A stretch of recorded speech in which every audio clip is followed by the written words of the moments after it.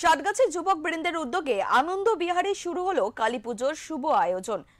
পুজোর সূচনাতেই এলাকার দুস্থ মানুষের হাতে বস্ত্র ও হুইলচেয়ার তুলে দিলেন বালুরঘাটের সাংসদ তথা কেন্দ্রীয় মন্ত্রী সুকান্ত মজুমদার। পুজো মণ্ডপে উপস্থিত হয়ে তিনি মায়ের আরতি ও পুষ্পার্চনা করেন। মায়ের চরণে অঞ্জলি ও বস্ত্র নিবেদন করেন তিনি।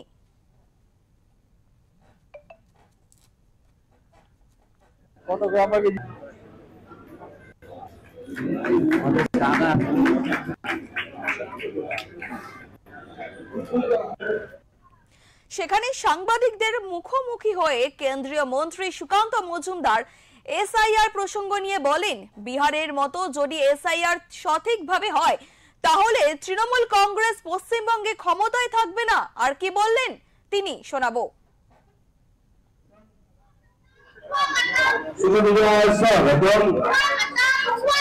এসআইআর নিয়ে তৃণমূল কংগ্রেস জানে যে এসআইআর যদি বিহারের মতো সঠিকভাবে ইমপ্লিমেন্টেড হয় তাহলে পরে পশ্চিমবঙ্গে তৃণমূল কংগ্রেসের ক্ষমতা থেকে সরে যাওয়া শুধুমাত্র সময়ের অপেক্ষা।